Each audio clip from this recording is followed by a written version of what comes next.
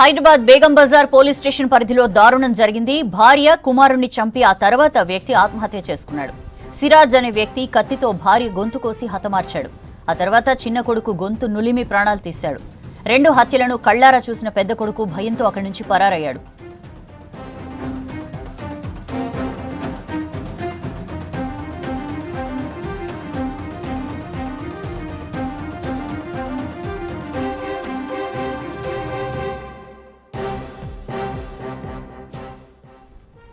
భార్య కొడుకును హత్య చేసిన సిరాజ్ సూసైడ్ నోట్ రాసి ఉరివేసుకుని చనిపోయాడు. మృతుడి కుటుంబం బతుకు తెరువు కోసం ఉత్తరప్రదేశ్ నుంచి హైదరాబాద్ వచ్చినట్లు గుర్తించారు. సూసైడ్ నోట్ స్వాధీనం చేసుకున్న పోలీసులు కేసు నమోదు చేసుకుని దర్యాప్తు చేస్తున్నారు.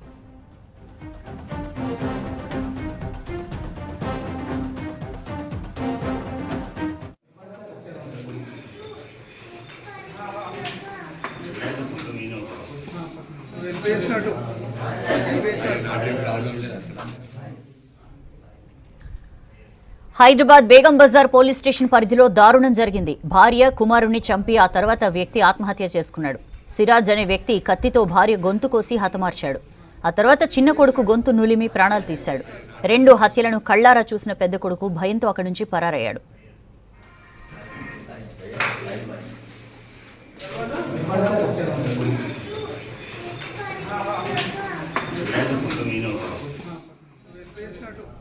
భార్య కొడుకును హత్య చేసిన సిరాజ్ సూసైడ్ నోట్ రాసుకుని ఉరివేసుకుని చనిపోయాడు. మృతుడి కుటుంబం బతుకు తెరువు కోసం యూపీ నుంచి హైదరాబాద్కు వచ్చినట్లు గుర్తించారు. సూసైడ్ నోట్ స్వాధీనం చేసుకున్న పోలీసులు కేసు నమోదు చేసుకుని దర్యాప్తు చేస్తున్నారు.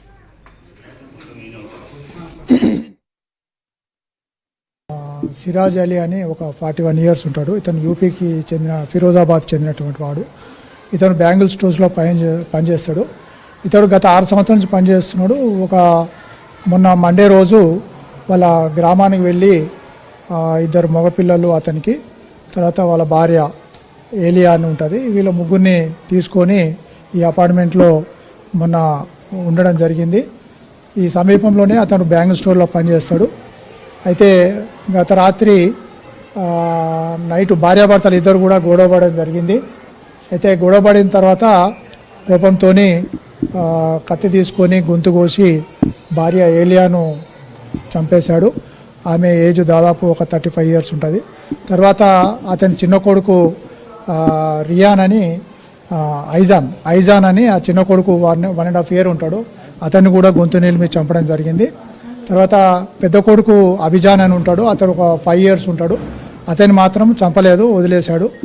అయితే 4 గంటల సమయంలో ఈ అభిజాన్ అనే అబ్బాయి మెలకువ వచ్చి తల్లి రక్తమాటలో ఉండడం చూసి, తర్వాత ఈ సిరాజ్ అలీ అతను కూడా భార్యను చంపిన తర్వాత ముందు హాల్లో ఫ్యాన్కు ఊరేసుకొని చనిపోవడం జరిగింది.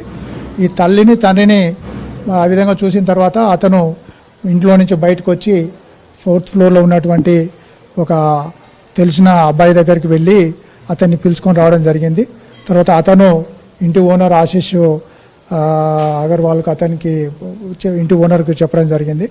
ఇంటి ఓనర్ వచ్చి బేగం బజార్ పోలీసులకు ఇన్ఫర్మేషన్ ఇవ్వడం వల్ల వెంబడే మరి మా ఇన్స్పెక్టర్ విజయ్ కుమార్, తర్వాత మిగతా సిబ్బంది అందరూ కూడా ఇమ్మీడియట్గా రావడం జరిగింది.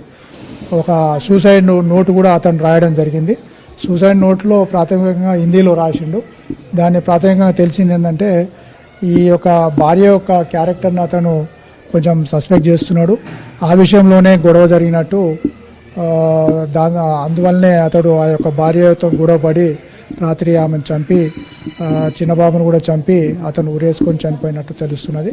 వీరికి తల్లిదండ్రులకు ఫిరోజాబాద్లో ఉన్నటువంటి అతని తల్లిదండ్రులకు కూడా ఇంటిమేషన్ ఇవ్వడం జరిగింది. తర్వాత ఇప్పుడు బాడీస్ ఉస్మానియాకి షిఫ్ట్ చేస్తున్నాము. పోస్ట్మార్టం కేసు నమోదు చేసుకొని పోస్ట్మార్టం చేసిన తర్వాత వారి యొక్క బాడీలను కూడా యూపీకి పంపడానికి. ఇష్యూకి సంబంధించి అప్డేట్స్ తెలుసుకుందాం. ఘటనా స్థలం నుంచి అనిల్ మంత్ జాయిన్ అవుతున్నారు. Anil, over to you. Begum Bazar PS పరిధిలోని తోప్ఖానాలో ఘోరం చోటు చేసుకుంది. తన భార్యని తన చిన్న కొడుకుని అతి కిరాతకంగా చంపి తిను కూడా సూసైడ్ చేసుకున్న పరిస్థితి. ప్రజెంట్ మనం ఘటన స్థలంలో తోపుఖానాలోనే ఉన్నాం, తన ఇంటి దగ్గర అయితే ఉన్నాం. మీరు విజువల్స్లో చూడొచ్చు. పోలీసులు కూడా ఈరోజు ఉదయం 4 గంటల సమయంలో ఈ ఘటన అయితే చోటు చేసుకుందని చెప్పాలి. అయితే ఈ ఘటనకు సంబంధించి కూడా పోలీసులకు సమాచారం రావడంతో వెంటనే దర్యాప్తు చేయడానికి ఇక్కడ స్థలానికి అయితే చేరుకున్నారు. లోపలికి వెళ్ళిన సిచ్యువేషన్ అయితే మనకు కనిపిస్తుంది. అయితే ఈ ఘటనకు సంబంధించి కూడా ఈరోజు ఉదయం సమయంలో తన భార్యని తన చిన్న కొడుకుని చంపుతున్న సిచ్యువేషన్లో తన సిరాజ్ పెద్ద కొడుకైన హైజన్ తన్ని ఘటనకు సంబంధించి తన అమ్మని కొడుకుని చంపుతున్న సిచ్యువేషన్లో చూసి బయటికి వెళ్ళి స్థానికులకు చెప్పడంతో స్థానికులు పోలీసులకు సమాచారం ఇవ్వడంతో పోలీసులు అయితే ఇక్కడికి చేరుకున్నారని చెప్పాలి. దర్యాప్తు చేస్తున్నారు. ప్లస్ క్లూస్ టీం కూడా ఇక్కడికి చేరుకుంది. అయితే దీనికి సంబంధించి కూడా ఇది కుటుంబ కలహాలకు సంబంధించి ఏంటి అనేది కూడా తెలియాల్సింది. అయితే ఈ నేపథ్యంలోనే ఇక్కడ సూసైడ్ నోట్ కూడా ఒకటి మనకు దొరికినట్టుగా కూడా సమాచారం తెలుస్తుంది. అయితే దీనికి సంబంధించి ఈ ఏదైతే